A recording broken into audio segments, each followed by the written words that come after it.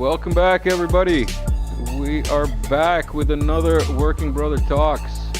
This time we've got Tim Kirby on from Russia.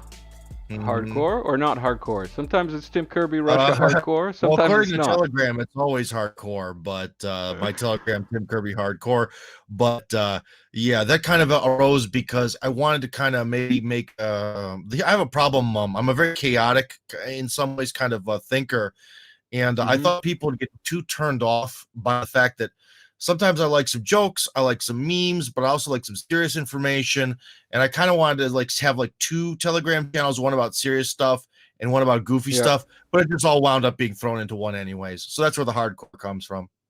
Okay. So that was supposed to be like, let's say, a different direction, but then it all turned into one, basically. Yeah, I'll put it this way. There's this idea amongst a lot of people in Russia that because you're really interesting at speaking or because you can write a nice piece of political analysis, that also means that somehow you're going to sit down and be able to be some sort of SMM god. And that's different. Promotion and marketing and SMM and all that are different. I like making a nice S&M, you don't mean the about, sadomaso kind. You don't mean the sadomaso kind. You mean No. That's a BDSM. I mean, SMN is in social media management. What even marketing management? Maybe. I think social media I don't management. know. I don't know. I don't even remember. So it could be. But in Russian, they're called SMM-shiki, which is fun. And basically the art of taking people's content and actually making it sort of into nice posts and getting people to interact with those posts and stuff. And guess what? I hate that stuff. I hate it more than words can say. I just don't. I feel it's very feminine feeling, because it's not that you're projecting some sort of idea or creating something. You're just sort of babbling and gossiping about stuff. I don't like it. It's not for me. So for the people who don't know already, you can find Tim on YouTube sometimes, most of the time. Sometimes he gets banned and put in the naughty corner. Speaking of banned, I think this is my old YouTube channel, which is now forever blocked. So as you see, that last video, there was a sort of not recent upload. So I believe the new channel is called Tim Kirby Russia Reloaded or something. I don't even remember what I called it. But if you find it, this one I think also used to have over 10,000 subscribers. So the new YouTube channel is different. However, if you want to see everything, I'll have to look for the other one. Everything called Tim Kirby Russia, be it on YouTube or as you mean on Rumble and BitChute, on those two have not been blocked or banned. So you get all the videos from the very beginning of when I decided to start doing this. And there's also this other channel, Russia Tips, Tricks, and Travel. Correct. Unfortunately, Rumble does not have the best audience, so we don't have a lot of subscribers. The Russian translation of this, though, does have 20,000 subscribers. So the Russian translation is more successful than the actual project is. So, but this was funded by RT, which means it got banned as soon as the war started, but not on Rumble. Wait, so is the green color in your background to an homage to RT, or? Oh no! No, because you just said it. I know, I'm joking. Because you just said it, and the green is awfully close to the yes, RT I am green. in the middle of basically a green rectangle, which is very RT inspired. But no, it's just because I have absolutely nothing. I'm on the Russian propaganda. Everybody on this channel knows and is used to the fact that all of our guests have Russian propaganda, and all that we promote is Russian propaganda. Even if it's truth, even if it's books from 200 years ago that talk about academic theories. Well, yeah, dude, you know who I really respect is Earl Grey, because he literally has foreign agent written as his icon. So he owned the label of foreign agent. Yeah. It's become a part of him. Tell our subscribers and or viewers, by the way, share, subscribe. Let's see if we can get this prompt. There we go. There's the prompt. So share, and subscribe, and tell people where they can find you, other than what we just mentioned, including Telegram, and also tell us why they should find you. In the sense, if I'm not mistaken, you've been there for 8 years, 9 years now. Maybe longer? No, 15 or more, man. I've been here since the end of 2006. Yeah, so essentially, like, who the hell am I? I am a guy who's lived in Russia since the end of 2006. Even before that, I served in the U.S. Peace Corps in Kazakhstan for 2 years. So, former State Department employee talking to you. Oh boy. But anyways, over that time, I kind of became a YouTube celebrity in Russia, and then I started working in more like the politics and analysis stuff. I worked in the computer video game industry, kind of when I first got here, and I did the morning zoo on the radio for a bunch of years as like the funny foreign guy. Wait, It's kind of what cool. did you do in the game industry? I didn't know you were in the game industry. It's Yeah, it always was fun. for a few years. I enjoyed it. I didn't really so much enjoy the salary. I don't know. I just maybe didn't have the talent, or because I was a foreign person, I kind of got passed up for a lot of promotions. So I kind of got stuck being just a designer. But overall, I did a lot of the interfaces. This was back Mm-hmm. before sort of like the whole iPhone revolution. I mean, or kind of during it. So Mm-hmm. basically, I did a lot of interfaces, especially for browser-based games, and like the earliest like iPhone, smartphone games, like the first generation, that kind of stuff. We've got some videos of Tim's going on in the background. Mhm. He has gone around Russia and really seen a lot of the country, and like I've been in awe of you like for many years back of Oh, how thank lucky you. you are to have traveled Russia. Like I've Yeah. always wanted to like get a caravan or whatnot or a mobile home, Mhm. as they say, and drive around Russia because you'd have like 15 years of driving to do, basically to see it all. Well, yeah, there's a So lot to like, see. Especially, so this is sort of my main bread and butter in life. Was this project was initially financed by RT, but when the special military operation happened, everything that RT happened got blocked. So what they did is they just gave me the rights to it, so I own it now. Haha, which is nice. Kind of a weird present, but anyways, this project here has been really cool, and it is also very important that for someone who talks a lot about politics, especially publicly, there's always this sort of like default argument that Russian people make. Well, you only live in Moscow, so everything in Russia looks like it's no. I've seen more of Russia than 95, 97% of the Russian population has. You know what I yeah, mean? yeah. Also, really, I could just slap that first argument down about how I don't know what's happening in the rest of the country. I know very much what's happening in the rest of the country from a sort of ground eye view, and Russia is a good country to visit if you like more of the sort of like adventurous type of vacation holiday experience where you're going out in the woods or going up in the mountains, or you really like architecture. I think some of the tourists that may be more like, I don't know, Thailand and like drinks on the beach. I mean, you can do that in the Crimea a few months a year, but I don't know. I don't think Russia really excels at that type of vacation. I'd say the more active type of holiday is what it offers. Yeah, yeah. That segues very well into where you live. You live in a town, village. What would you classify it as? Outside of Moscow, called Chekhov. Well, Is yeah. that Well, right? my official place of residence there is in the woods outside the city of Chekhov. There are 170,000 people in Chekhov County.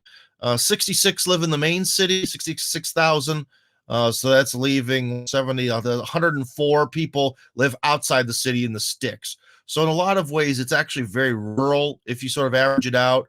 And even Chekhov, the city itself, has a very high percentage of like houses. How big is the It's city? How many sort of like people? where the rural Russia begins from leaving from Moscow going south. Gotcha, gotcha. And you've lived in Moscow as well, right? Yeah, yeah, yeah. Well, And Moscow is the how would you lifeblood. compare? Whether I How would like the you city or don't like it, that's where the money comes from. So like? I'm constantly in Moscow. Yeah, but how would you compare like the speed of life and the attitude of people? Is there a significant difference, or is it more or less the same between Mm, Chekhov and Moscow proper?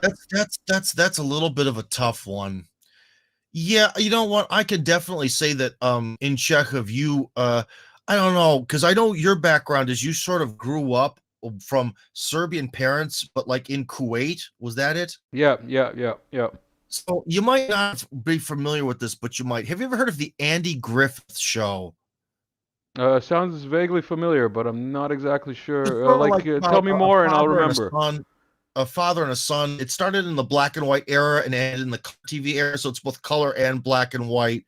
But anyways, it's about this sort of like town in North Carolina, which is sort of this like idyllic America where even sort of the problems they have, like the town drunk, he has his own keys to the prison because he misbehaves so much. When he knows he's behaving bad, he just goes into the jail by himself. Like that kind of attitude towards life. And that's kind of what Chekhov is. It's kind of actually like being in that fictitious Mayberry, North Carolina. I can even give you one example. So some people have noticed that I have a pair of police officers' boots. Well, that's because one of my neighbors is a cop and he gets too many uniforms. Like for some reason, they keep giving him more and more uniforms. So like I can even see that in summer, he'll have his like friends and cousins over and they're all in police uniforms because he has so many. They're all drunk and I think they're drunk with a chainsaw trying to like prune this tree and they're all in police uniforms. Like that's the kind of like thing you get when you're in Chekhov as opposed to in Moscow. In Moscow, you start to, once you get over the main highway, there's a big circular highway that defines the old borders of Moscow. Now Moscow has weird borders. It's like a big circle. Hold on, I'm doing it wrong. It's like a big circle with a blob that goes not this way, this way. Okay, so it's like a weird shape, like almost like a keyhole shape. But before they added the new blob, it was basically a big circle. And the it's called the MCOD highway defines that. But once you get in the MCOD highway, things become sort of, I don't know, more in the sense of like suburban, lots of apartment buildings. The people are a little bit more boring. There's less wackiness. But then when you get into what's called the third ring, that's when you get into more liberal la la land, weird people with colorful hair, losers, freaks, infantile. No, all of them moved to Serbia, man. All of them moved to Serbia. Like a lot of people back to the type left. So no, the purple haired ones. I'm saying the purple hair ones. Like they tell you Russians in Serbia, you go around and like all the Russians have purple hair and like face tattoos and so on and so forth. Well, they felt like they had to go somewhere, or they felt like they had to make money somewhere, or whatever. So I mean, it's it is what it is. The worst is when when you hear them complaining about how Serbians smoke everywhere because you know we're heavy smokers, and Russians are not, so it bothers them. Well, they used to be. They used to be 15 years ago. I'll tell you that much. Possibly. So yeah, tell us a little bit, considering the anniversary is coming up, if you can call it an anniversary, of the beginning of the SMO. Tell us a bit about your perspective of what is going on in the Donbass, how the SMO has changed life in Russia, and then maybe how sanctions are working. Are they? Well, this is a comedy show, remember. This is a comedy show. Oh, well, I don't know. Unfortunately, my friend, it's a little late in the evening and I had a pretty active day. So I don't know how many jokes would hit the mark anyways. So I'll be a little bit more serious than possibly necessary. No, that's our disclaimer. That's just our disclaimer for the YouTube algorithm and whatnot. Okay. Well, I can tell you that in a lot of ways, I would say that besides obviously the 14 or 15,000 Russians that have died thus far in order to protect the motherland, that's sad. But beyond their sacrifice, I think things have really improved psychologically, spiritually. I think that the country has really, the special military operation has a sort of, I don't know, maybe spiritual side or something to it where things feel like they're on the right track. As someone who works in the media, since the beginning of the Maidan, the media has really been stagnant. It has been so hard to just anything approved or anything done or make any sort of progress. You know, kind of when I first arrived in Russia and I first got into the media, there was so much money, so many projects, this, that, and the other. A couple of years passes, and then all of a sudden the Maidan happens and everything just goes down. And now that like new feeling of opportunities has finally returned, at least to the media.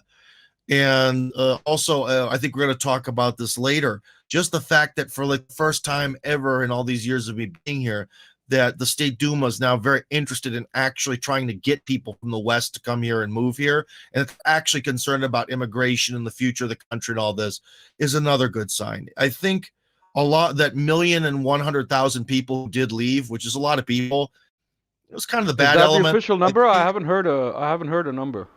That's what people say. Who knows? With a lot Mm-hmm. of things about Russia, no stats are true. It's all just you don't know. Everything is Hearsay, just yeah. information. Everything is because remember, even within Russia itself, up until the start of the special military operation, Russia never would really, in its own media, say that it's gas station masquerading as a country. But in a lot of ways, the media kind of portrayed it to be kind of like that. And then all of a You're sudden saying it the starts. local Russian Oh, media. look at that. We actually have tons of industry and we're not poor. Who knew? So yeah, you're talking about the Russian media, basically. You're saying it Yeah, the was a little Russian media. more saturated with Western narratives pre-SMO, is what I'm hearing from you. Yeah, or I should say that well, there's a few ways I could explain this. Russians are terrible, absolutely terrible at PR.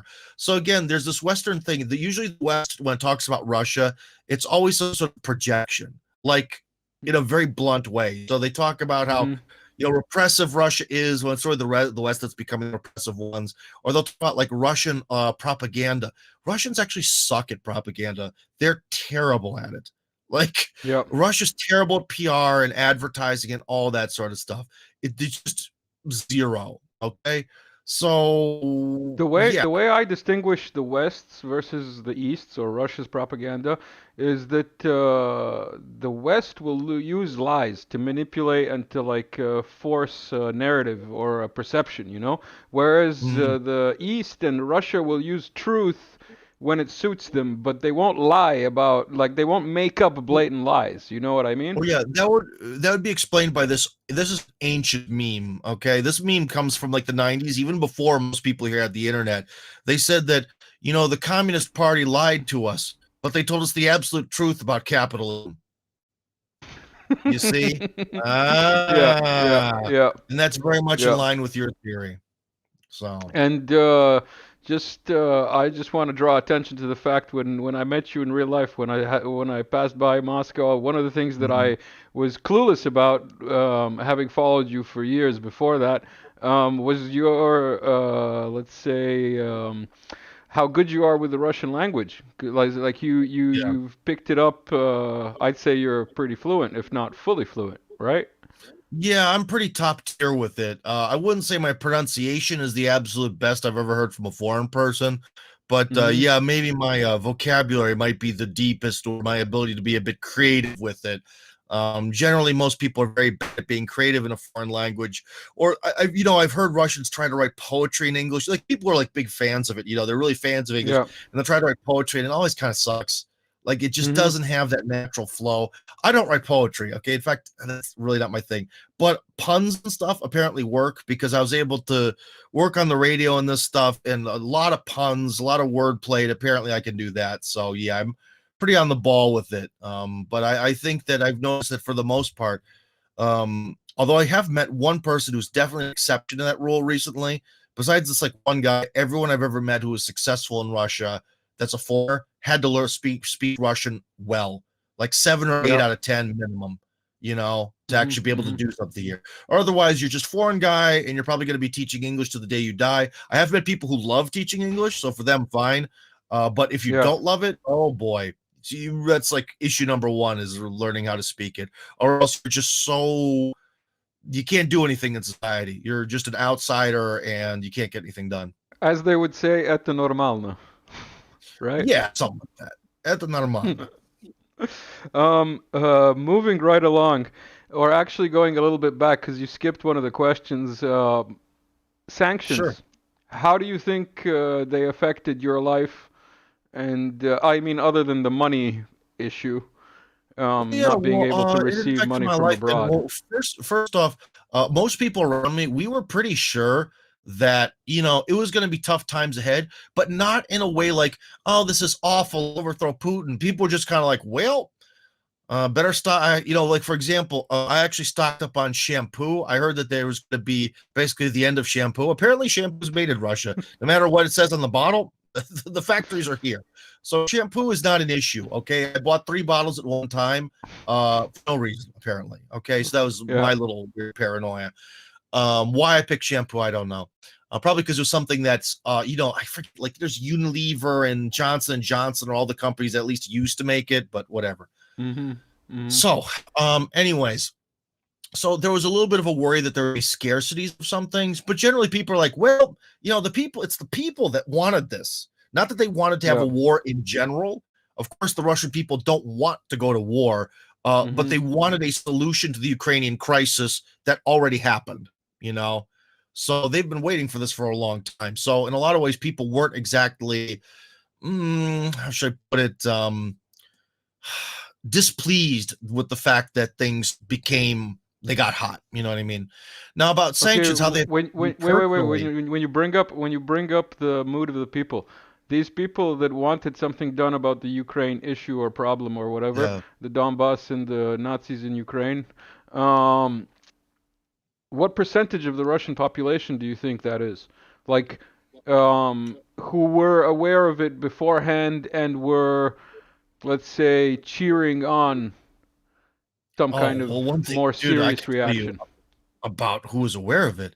Like I try to tell people, in the United States over the last 10 years, we've had a bunch of things. We've had like Ferguson riots, and then we had Mm-hmm. riots in Oregon, and we've had this Chinese balloon, and we've had the early phase of the war in Ukraine. We've had stuff to do with Ruth Bader Ginsburg dying, and then the abortion thing. See, there's been these sort of like flashpoint moments in the news where one topic really is like the strong topic. In Mm-hmm. Russia, since 2014, the Ukrainian crisis is always number one, always. So for basically 10 years, issue number one has been this crisis. And therefore, everyone who isn't like some sort of, what would you want to call them? Like a tribal person, like a tribal Eskimo, besides them, everyone knows about all this.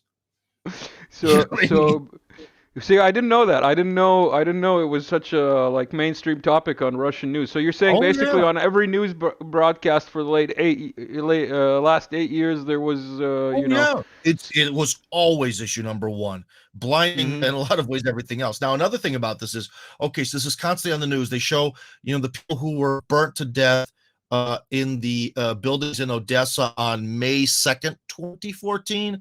So they started with that. Then how the tanks rolled in for the anti-terrorist operation against the people of the Donbass, essentially a genocide to go in there and just kill all the locals, this, that, and the other. And of course, you watch on Russian TV, and the natural then reaction is, okay, they're doing this to essentially us, that these people hmm there are an extension of us, and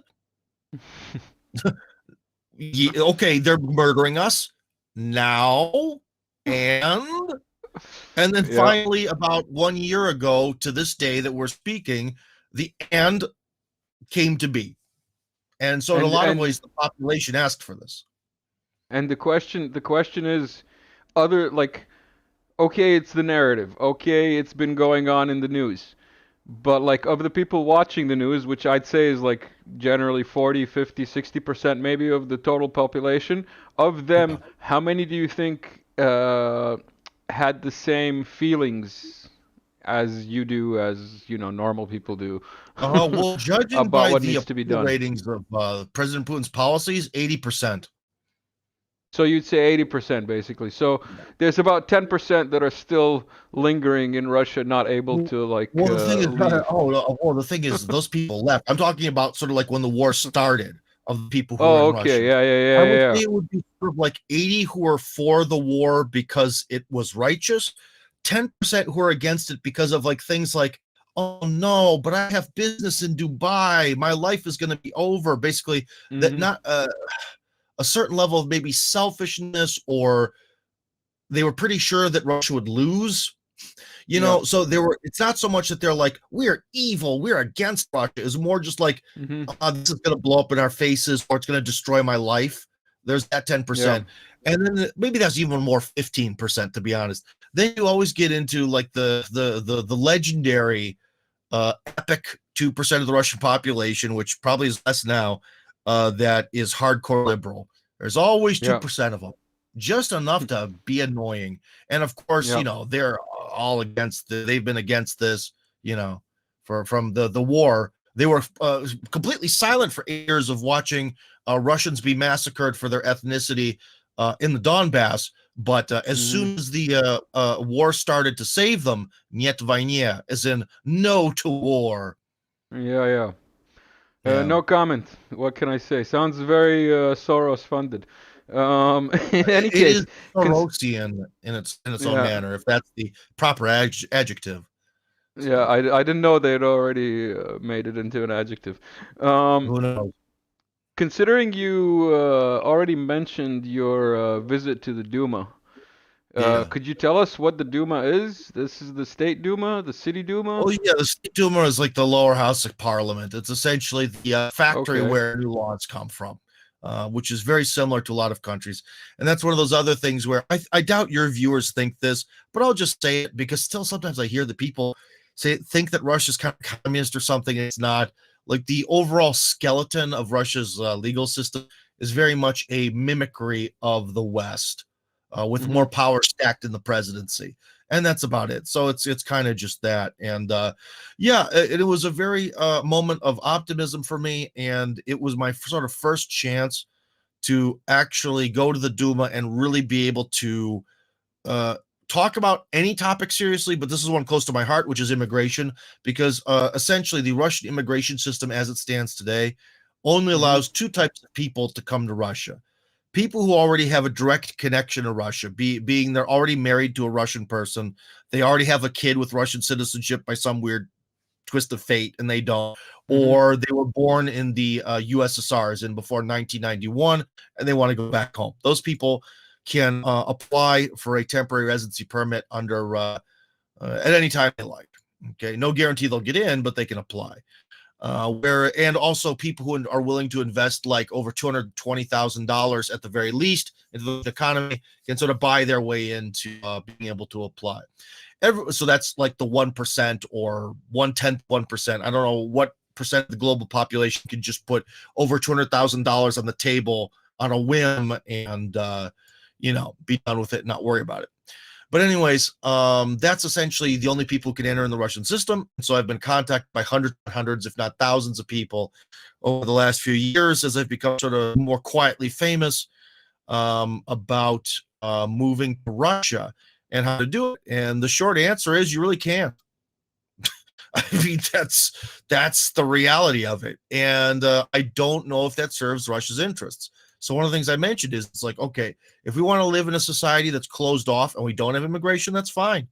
A lot of the things that Russia does with immigration that keep it kind of difficult, I actually kind of think are good. But at this point in time, when the West is falling apart, and I've heard so many complaints from Russians about how awful it was when they stole all the smart people because of the Russian Revolution. And then in the 90s, they stole all our smart people. Well, it's time to steal them back. It's time to steal them back. Dude, I know people in the Ivy League who they used to use fake Facebook accounts to communicate with other people. Now they're so scared because it's connected to your phone. They just don't use social media at all. They can't express any of their ideas, but they work in the Ivy League. Yeah. That's the exact kind of person who wants to come to Russia. Because trust me, my friends, if you are pro-Trump or anti-abortion or whatever, or you like your occasional meme that pokes a little fun at people who don't quite look like yourself, well, Russia's a fantastic place to be. Yeah, I don't know. I don't know about all that stuff, but all I can say personally, I've never felt safer than I did walking around Moscow. Like that may have been like Yeah. subjective, but realistically, I don't think so. And cleaner. Like it's pretty clean in Moscow. I can Well, a say lot of that. people clean up, but also I think the attitude's changed. Like people's just attitude towards everything here changed. Like the Putin really his job, I think his main job was to kill the 90s. And because in the 90s things were just I was here in the 90s, but in the early 2000s or whatever, things were pretty darn messy and that they had a little bit of that more urban grunge. And it's kind of gone away. I think people have become more respectful or more appreciative. Just the attitude is changing in the right direction. So, but also in terms of crime, not a lot of crime. There was in the 90s though, and boy, will Russian immigrants who like left in the 90s, they'll sure tell you about all that crime because I've the rental property where the kids are at is around an area called Kuzminki. That's a fun word to say. And I've told people who are like Russian emigres, I believe that's the better term, about that. They're like, how could you have your children there? They'll be killed by knife-wielding madmen. And like, no. In all the years that they've lived at that rental apartment, one person got killed in the park over 10 years. So one person did get somehow killed, but less than that's Chicago, I'd say. yeah, they're in Chicago. So all I see are like women with baby carriages at night, to be honest. Yeah. The worst you see in Russia is maybe some on occasion public drunkenness. That's probably the most thing that might be off-putting to people, but not nearly as much as the stereotype about Russian drinking would make you think. Yeah. Let's go to the topic of the day, so to speak, which is Putin's speech, which happened, when was it? Before yesterday? Yesterday? Oh my gosh, I don't even remember. That would be. It's been a busy few days for me as well. When did I go? Because I had a It doesn't meeting matter. Let's leave it a mystery. Let's leave it as a mystery, sure, so dude, people don't know when we recorded it. So people don't know when we recorded it. All I remember is I had a meeting during it. And the funny part is right after that meeting, like the guy was, because he wanted to listen to Putin's speech. So I won't mention anything about this guy, but an important guy. We'll call him just important. So this is for Russia. So anyways, he's like, look, man, I've been listening to Putin's speech. Thank you for waiting for me to finish listening to this. I had like a meeting with some of his colleagues that sort of ended, and he was like, listen, he listened to more or less the end. He's like, look, let me take you out to lunch. I feel bad for making you sit for 20 minutes. I was like, cool. So this is Russia. And so we start talking about the business and our plannings and all this stuff. And he's like, hey, how about we do a round of shots? And so it begins. And so that's what I sort of on a personal level remember about Putin's speech. It made this sort of business partner of mine in a way feel guilty and start buying shots. I've actually tried to kind of give up drinking, but unfortunately, it's like that was it The Godfather? You try to get out, they always pull you back in. So yeah.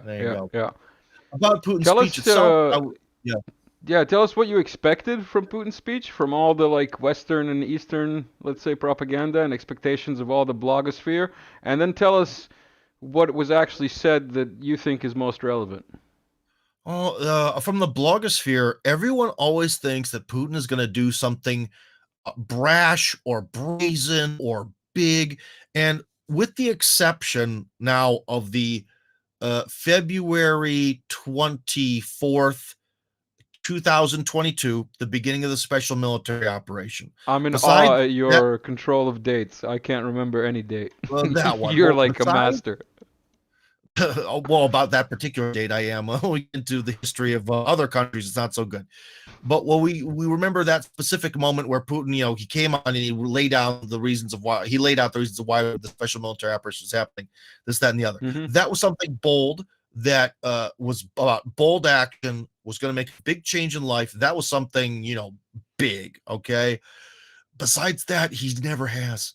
Putin is very incremental, very, I think he's afraid of breaking the Overton window, so he likes just gently nudge the Overton window.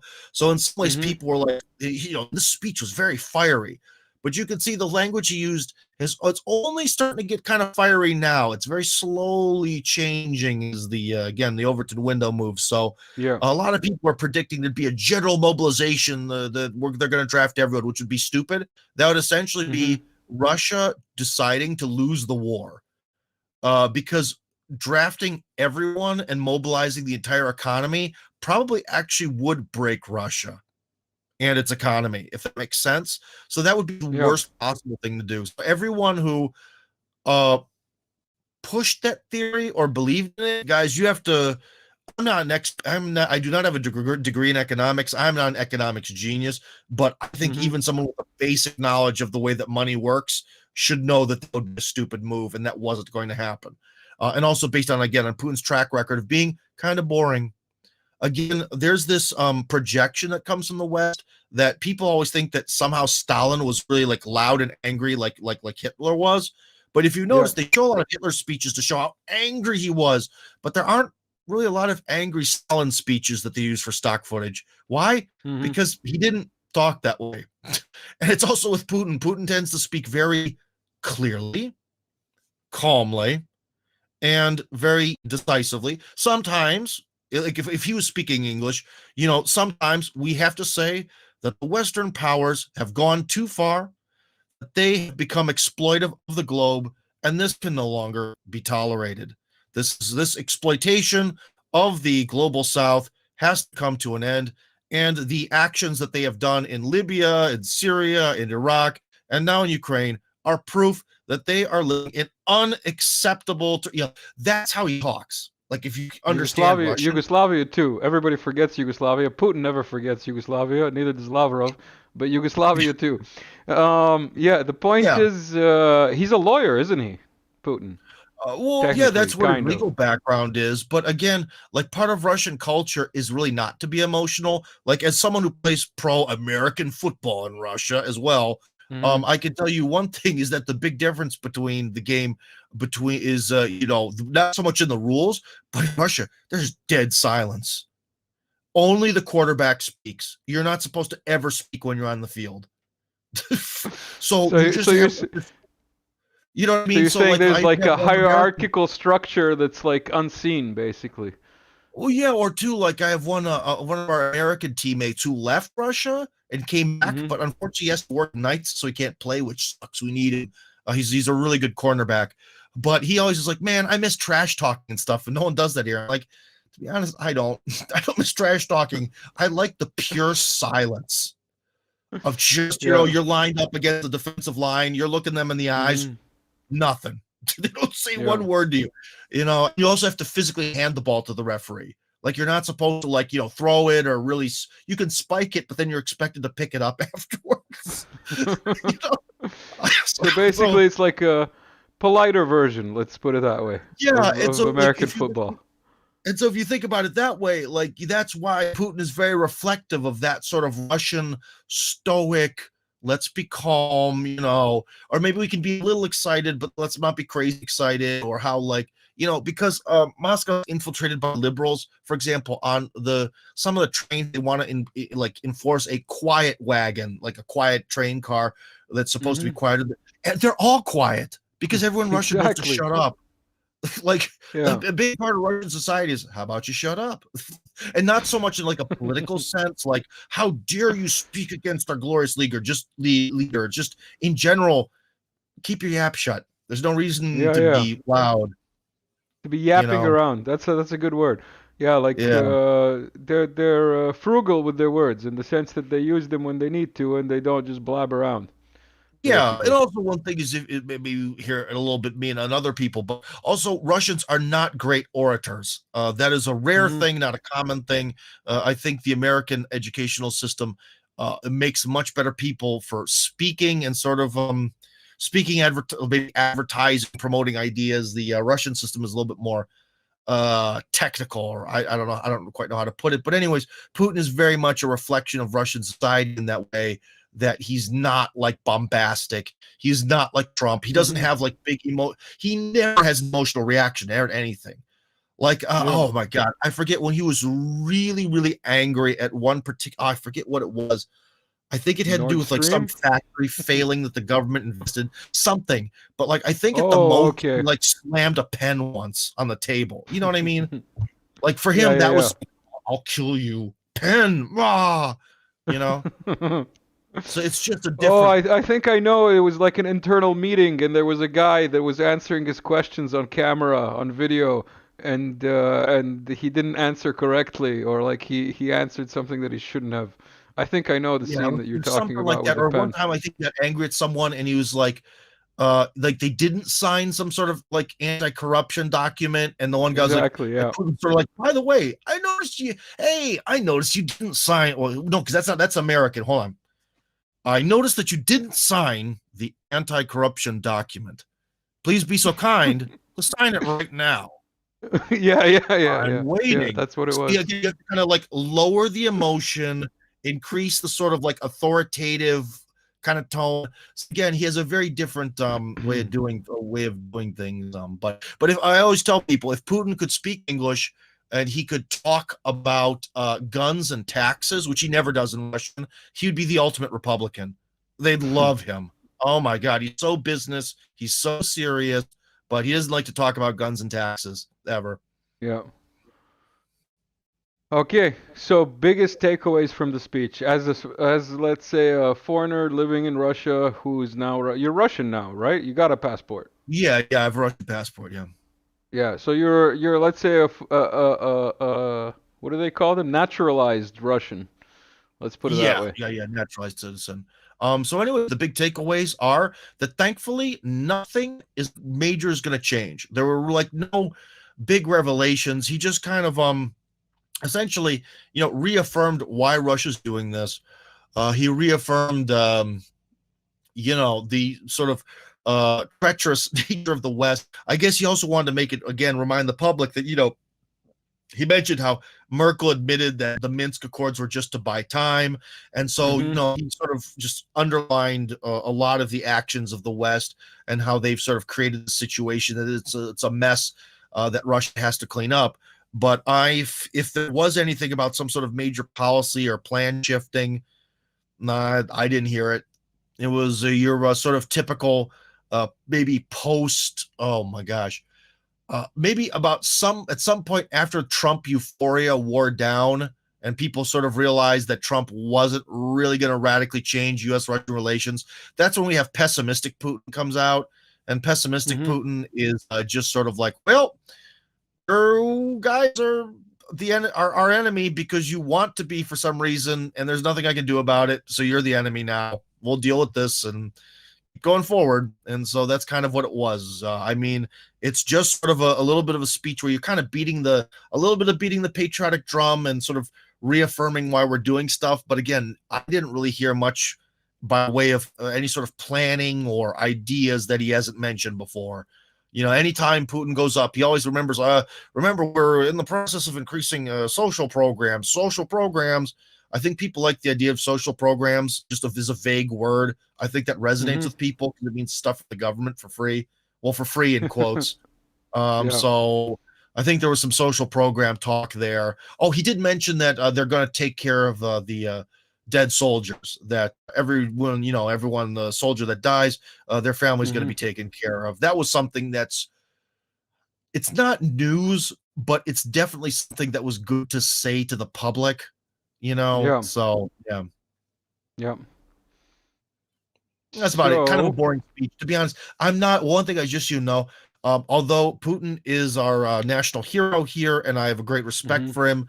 He's the leader. He gave me citizenship, by the way. It was from his pen stroke, so I'm very grateful to him in that way. But I'm not like one of the. I'm a Russophile, not a Putinophile. Like I don't Yeah. wake up in the morning like some Western. There's some Western foreigners who talk about politics, and they're just like, "Oh my God, it's Putin." I woke up Mm-hmm. and I looked. Muslims pray to Mecca. They pray to the portrait of Putin on the wall. And Yeah. yes, he's a great leader. He actually probably is the greatest leader of our time, of our lifetimes. So Mm-hmm. yeah, he's someone who's worthy of praise, but he's not worthy of worship. You Yeah. know, and I think sometimes people can go too far, and they start to also put these like messianic and what would you want to call it, like they build a cult of personality around him when in a lot of ways Putin Mm-hmm. himself, much like George Washington, has been trying specifically to sort of not build a cult of personality around himself. Yeah. Despite what Yeah. the West Yeah. says, they always say he's this egomaniac, when in reality, he really, really isn't. I mean, there's no Putin books. He's not on the money. There will be a Putin center after he's not president anymore, just because that's the way the laws work. Mm-hmm. But so there's like no Putin center. There is a Putin street somewhere in Chechnya, but that's because the powers that be in Chechnya wanted it. So Mm-hmm. there isn't this like egomaniacal. I guess there's the thing of he takes his shirt off and rides a horse, but I think that's more of his PR people trying to make him look like a great leader. But he Yeah. doesn't have. He's surprisingly, and maybe this is his best quality, surprisingly not narcissistic at all. Mm-hmm.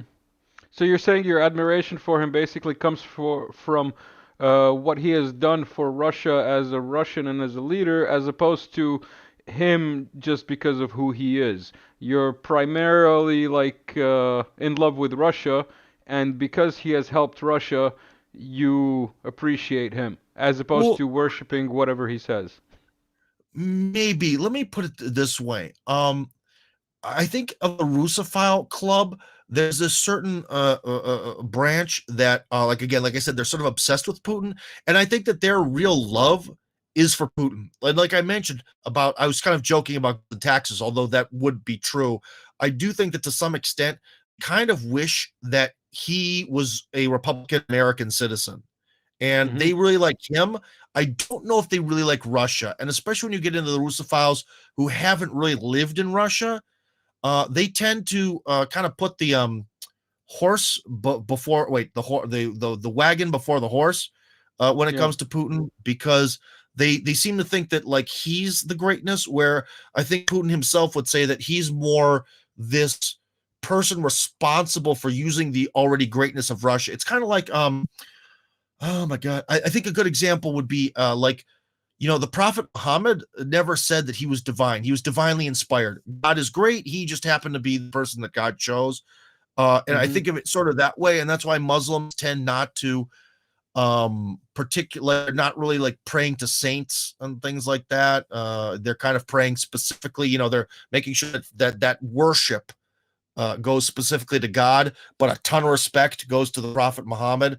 That's kind of how I see it. And I think in some ways, there's a certain branch of Russophiles that have it the opposite. They're Mm-hmm. obsessed with the messenger. They're like, you know, for them, the Prophet Muhammad was just so everything that the who cares? We have to Figuratively just make speaking, of idols course. and Yeah, yeah, worship yeah. him, you know, something Yeah, like yeah. that. Figuratively speaking, like comparing the two, just to Figuratively, of not. course, Yeah, yeah, not literally. The yeah, yeah. Russophiles tend to not be Muslim in general. What? I mean, Considering you foreigner bring it up, Russophile. what is let's say the is there any sour taste left over in the Russian psyche, the general Russian psyche, about Chechnya and its Mm, rebranding? for trolls online, there sure are. You know, for people who want to create disunity in Russian society. But remember, No, no, but I'm Russians are very saying forgiving. generally for the people that you hang No, around, that you not know, and really. so on. Is there Well, I animosity could or? no, because like even when we filmed the video when we went to Chechnya, like we talked to Mm-hmm. the locals there, and they said that they were like, "Well, the 10% came back." I was like, "Wait, what are you talking about? The 10%?" They're like, "Well, you know, 10% of Chechnya was always non Chechens, and they've all come back." So Mm-hmm. for them, that's kind of a good sign. Like there's a Russian Orthodox Church that's in Grozny, and they say that the non-Chechen people, the sort of the amount, like they were old enough to remember sort of before the war, and they sort of feel that things have kind of gone back, like demographics wise, to kind of what they were. You know, Russians, like I'm trying to say, Russians are extremely forgiving. Like, you know, after World War II, a lot of the Germans who were captured were sort of forced to work like slaves for about 5 years. What did the Russians do? They just let them go. Like a lot of these guys just let go to find wives and start their lives Mm-hmm. over again. It's crazy. Like, Yeah. you know, especially I believe the mills in Chitopavets, which is way north of here, were Mm-hmm. made pretty much all by German slave labor. Then they just let them go, and then they just paid them to work at the factories and have wives and kids, and that was normal. Russians are extremely forgiving, extremely well, part of Russian culture also is you always accept defeat. Now, this is one where probably some trolls are gonna fight me on this, and I'm not a historian, but generally Russian history sort of shows. Well, again, history shows a lot of things because a lot of people write a lot of history books, but mainstream Russian history shows that like Ivan the terrible Ivan the Fourth was actually a more merciful leader than you'd think. Where so in the city of like Novgorod Veliki, so not Nizhny Novgorod, the other one, Novgorod Veliki, it's very famous that like on one of the monuments that shows all of Russian history, they didn't put Ivan the Fourth because he was responsible for essentially murdering their elite and replacing them with the Moscow elite for being disloyal. But I also have to remember in the history that he was this leader in the Middle Ages, and he sensed a lot of disloyalty for a region, and he specifically found out and only targeted to kill the people he knew were actually against him. Mm-hmm. If you look at like sort of like kind of medieval leader logic, that's fairly humane. Also, going back to Ivan the Fourth, when he conquered the Tatars and took over Kazan, well, what did he do? He accepted their surrender, and he built a cathedral, right next to the mosque inside the Kremlin. Well, they built the Kremlin and all that. There's a mosque inside it too, which is a symbol of the Russian idea that, inside this Kremlin also is a church. We also have a mosque. That's what the locals believe in. Didn't touch their religion, didn't touch their culture, just let it go. And those sort of things that apparently the Russians inherited from the Mongols were pretty brutal, but if you played ball, were pretty not brutal. That's sort of kind of how Russian society works. If you surrender, they'll accept it. In fact, it applies to the West. After all the stuff the West has done to them, I wouldn't be surprised if the West surrendered. They'd be like, okay, we'll accept it.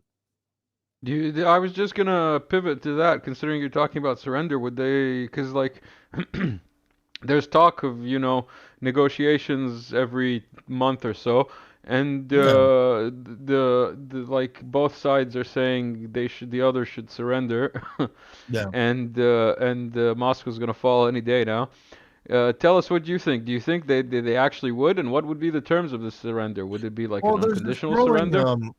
Well, there's this sort of growing. Well, we'll talk about the terms in a moment.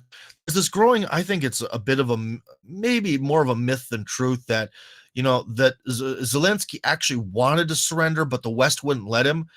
I don't think that that's necessarily true, because that really implies that Zelensky actually really is a leader. And we can't play intellectual like volleyball, where sometimes Zelensky is the leader and then sometimes he's a puppet. I think he's always been a puppet. And it doesn't make sense that in the beginning of the war, Zelensky had this autonomy to kind of negotiate with the Russians, but then Biden's team drug him back. Or, by Biden's team, it could be the deep state. They drug him back, indeed. Yeah, or drugged him back, yes. So I'm not sure that that's necessarily true. But now about the negotiations, again, the Washington politicians say a lot, but if we want to look at this from a certain strategic lens, okay. Mm-hmm. So let's just say that you're someone in the Pentagon and you know that the United States cannot surrender. Like we can't surrender from the PR side of things. We're in too deep. We also can't surrender because whoever suggests, surrendering might get fired. So we kind of have to ride this thing out to the end. But I think ultimately, when you look at this, like maybe a very Kissinger way of looking at this, or maybe even more, I'm thinking maybe this will be the sort of Kissinger spirit of things, is to an extent, Washington can at least say that they got a lot of Slavic people to die. And ultimately, that's really what a lot of their mission was. So in some way, even when Kiev eventually surrenders, the deaths of Slavs is always in Washington's interest. Well, the way Washington functions as of the Cold War. I think you mean Albion. Oh, dude, we could get into this. I'm not a big fan of discussing who's the secret power behind what's happening. All I can tell you is I know. I've seen some of the shares on your Telegram channel, and they're not YouTube friendly. Let's put them that way. A lot of times. Well, I have a good little team of I guess super supporters who kind of feed me information, and I think some of these guys believe that there's that sometimes lean a little bit towards the London. Beep. We can't talk about some lean towards London. Thankfully, none of the guys lean towards the Vatican. Some guys lean towards the motherland of the Abrahamic religions. There's a lot of conspiracy theories. If nothing else, they provide good material for jokes, which is what this whole channel is about. Again, no, Keeping on the subject of jokes. Keeping on the subject of jokes. I just got to do this because I'm never gonna use this footage if I don't use it now. Okay. What did I do? This is you and me in Moscow when we met, and we had a little just so I can show that I actually did meet Tim, and Tim is a lot bigger in person than he appears on camera. I'll tell you that. Yeah. I actually got this message from like a random girl the other day, and she was like, "Oh my God, you're so cute, but how tall are you?" I was like 185 centimeters at 6'1". She was like, "Wow, I thought you were 160." It's like, what? No, actually, I'm in the golden 14% of men that's over 6 foot tall. So I'm in the golden 14, baby. I'm a big guy. I'm an offensive lineman, for crying out loud. But So, you're also there. Like, you play American football for a reason. You're not you're not Well, a I'm built leaf. up, Let's man. put it that way. I've been doing it at least 2 times a week for years now, and it really, even people who don't for a while say like my bone and muscle structure has changed because of it. So yeah, you get real built up real quick, but you got to stick with it. You also have to try to not get hurt. That's on the one hand, it really builds you up, but it can break you down real quick if you do stuff the wrong way. So yeah, this interview, what I was getting at has been in the making since November of last year, basically. But we finally got a chance to talk to Tim. Tim, it's been an honor and a pleasure to have you on. It's been a really good talk. Is there anything you want to say to our subscribers, our viewers? Well, I'll tell you one thing: if you stayed here this long and you're subscribed to Working Brother on Telegram, then you got to look for Tim Kirby Russia Hardcore or Tim Kirby Hardcore or something. Look for me; you'll see the group, and join up for my Telegram, and you may find you'll find a combination of my thoughts that you've heard today. Lots of interesting news, lots of memes. I love me some Russian memes, and I think it's important because the memes, carry a lot of culture with them. And I'm talking about taking memes from the Russian internet and showing them to you, the memes you haven't seen. Okay, so it's something interesting. I think it's a window into Russian culture. Maybe people disagree, but whatever. It's my channel. And you can find me if you're looking for Tim Kirby on YouTube or Rumble or BitChute. You will find videos. If you're looking for my travel videos, especially on Rumble, but it's on YouTube again. The old name of it was RTTT, Russia Tricks and Travels. I believe the new YouTube that is under my control is called Tim Kirby's Travels. So you can find that, and you can subscribe, and you can watch me go around Russia. Also on Rumble is This Old Russian House. That's about how I fixed my house in the woods and made it go from a shed or shack from the 1990s into an all year round livable environment with artisan water and heating and a shower and a toilet that functions to this day. Excellent. Maybe next time we can get into the village that you plan on making. 2 villages. American villages in Russia. But I think we've had enough for today. It's been almost an hour. Let's take it out with some music. Thank you, Tim Kirby, Russia. All right, I'm out, man. Maybe hardcore. It's been great. Here's some music to take us out. Everyone, speak later.